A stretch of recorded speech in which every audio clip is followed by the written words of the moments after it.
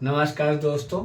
आज का टॉपिक है हमारा काइनेटिक एनर्जी, गतिज ऊर्जा, जो कक्षा 9 से लिया गया है वर्क एंड एनर्जी, कार्य और ऊर्जा से।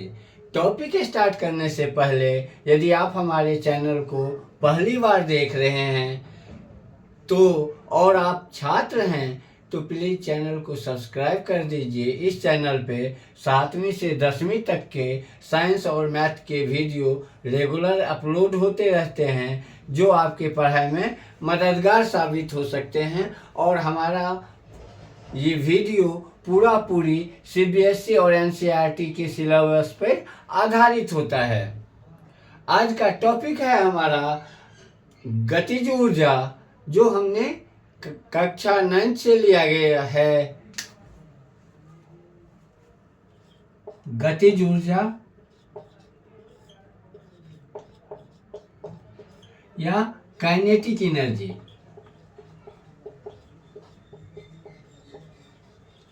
जैसे कि नाम से ही स्पष्ट है, किसी वस्तु के गति के कारण जो उसमें कार्य करने की क्षमता हो जाती है उसे हम गतिज ऊर्जा कहते हैं। जैसे बहती हुई हवा, बहता हुआ पानी, गोली, दौड़ता हुआ खिलाड़ी, इन सब में उनकी गति के कारण उन कार्य करने की क्षमता हो जाती है। तो ये जो कोई गतिशील वस्तु है, किसी वस्तु के गति के कारण जो कार्य करने की क्षमता होती है उसे गतिज ऊर्जा कहते हैं।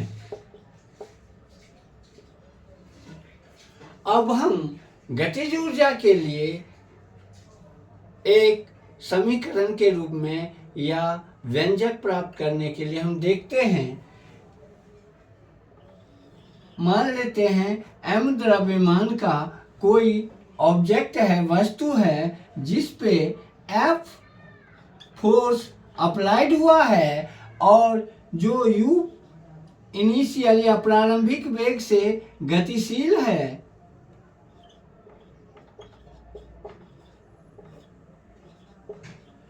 m द्रव्यमान की कोई वस्तु जो u वेग से गतिशील है, उस पे F बल लग जाता है, जिसकी वजह से ये s दूरी विस्थापित होकर यहाँ आ जाती है और इसका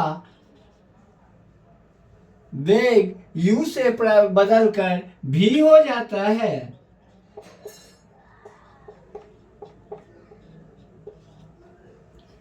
तो इसमें किए गए कार्य जो होता है वो क्या होता है, F डॉट S।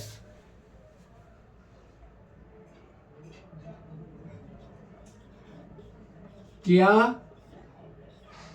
गया कार्य, यदि हम लिखेंगे m द्रव्यमान की कोई वस्तु u वेग से गतिशील है और उस पर F बल कार्य होता है, जिसके वजह से ये s दूरी विस्थापित होकर इसका वेग u से बदलकर v हो जाता है। तो इस प्रकार किया गया कार्य यदि W हो तो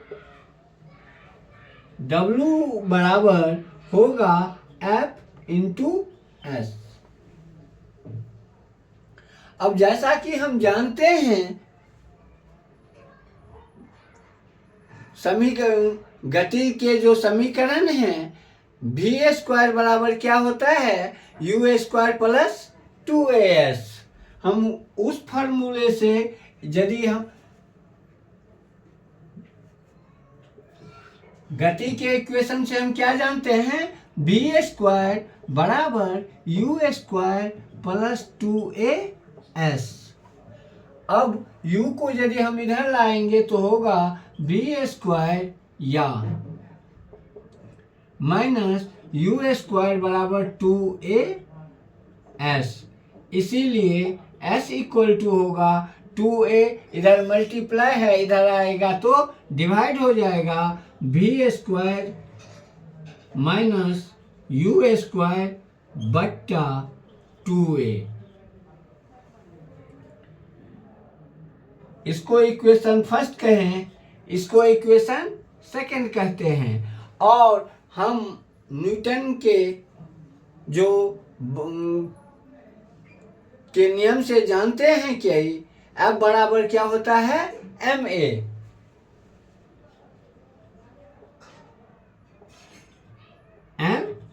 इसको हम यदि इक्वेशन थर्ड कहें, सेकेंड और इक्वेशन थर्ड का वैल्यू समीकरण 1 में रखने पर क्या मिलता है, W इक्वल टू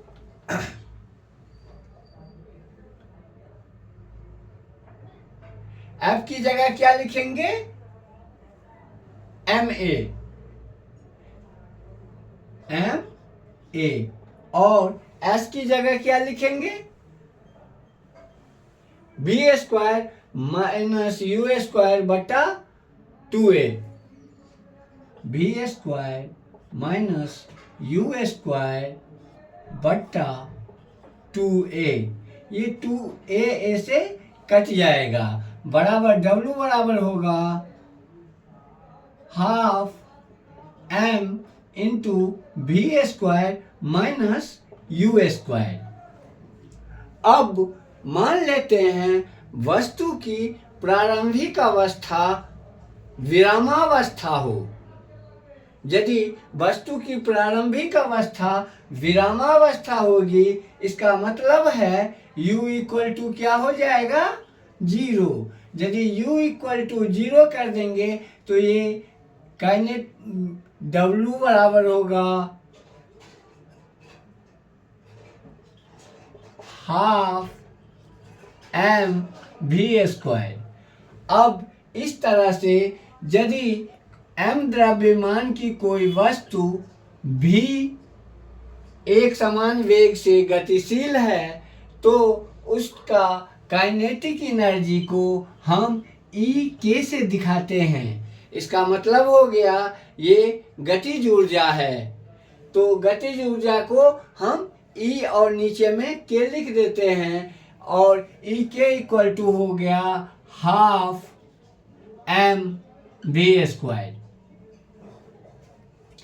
समझने के लिए गतिज ऊर्जा हम किसको कहते हैं, किसी वस्तु के गति के कारण जो उसमें ऊर्जा होती है या कार्य करने की क्षमता होती है उसे हम गतिज ऊर्जा कहते हैं। जैसे चलती हुई हवा पवन चक्की को घुमा देती है, इसका मतलब है गतिशील हवा में कार्य करने की क्षमता हो जाती है या उनके अंदर ऊर्जा होती है।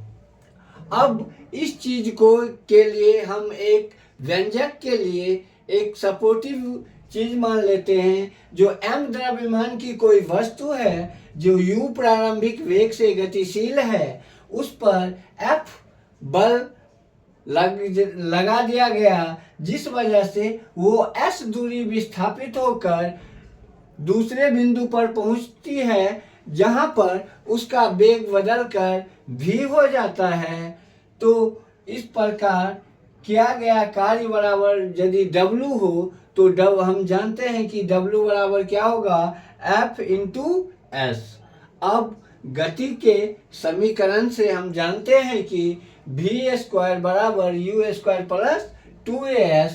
इसी या v स्क्वायर यू स्क्वायर को हम इस तरफ लाएंगे तो v square minus u square बराबर 2as और इसीलिए s इक्वल टू क्या होगा, 2a को इधर लाएंगे तो मल्टीप्लाई से ये डिवाइड हो जाएगा, v square minus u square बट्टा 2a। अब हम जानते हैं न्यूटन के गति के नियम से जो F इक्वल टू क्या होता है, ma। अब ये इक्वेशन सेकेंड है, ये इक्वेशन थर्ड है, दोनों का मान इक्वेशन फर्स्ट में रखने पर क्या हो जाएगा, W equal to m a into v square minus u square बट्टा 2a। ये ए कट गया, यानी half m into v square minus u square. अब मान लेते हैं वस्तु की प्रारंभिक अवस्था यदि विरामावस्था है, इसका मतलब u इक्वल टू 0 हो जाएगा, 0 हो जाएगा। और जैसे ही u इक्वल टू 0 रखेंगे तो ये w बराबर या काइनेटिक एनर्जी इक्वल टू बराबर क्या हो जाएगा, हाफ m v स्क्वायर।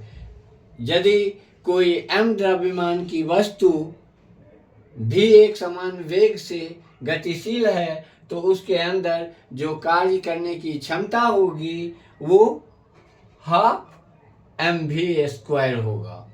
ये क्षमता, कार्य करने की जो क्षमता गतिज ऊर्जा के उस वेग तक प्राप्त करने के लिए जो कार्य किया गया होता है वो गतिज ऊर्जा होते हैं। या इस गतिज ऊर्जा में जो प्रारंभिक वेग और अंतिम वेग में जो गतिज ऊर्जा में परिवर्तन होता है वो काइनेटिक एनर्जी होते हैं। यानी इसको हम आगे बढ़ाएंगे तो क्या होगा, half m v square minus half m u square. यानी अंतिम जो वेग होगा उसका वो गतिज ऊर्जा में से हम इनिशियल वाला जो गतिज ऊर्जा होगी उसको घटा देंगे, वही रिजल्टेंट गतिज ऊर्जा उस वस्तु के अंदर इकट्ठा होती है या उसके अंदर कार्य करने की क्षमता सन्निहित होती है। यदि हमारा वीडियो अच्छा लगे तो हमारे चैनल को सब्सक्राइब कर दीजिए, वीडियो को लाइक कर दीजिए और छात्रों को शेयर कीजिए। धन्यवाद।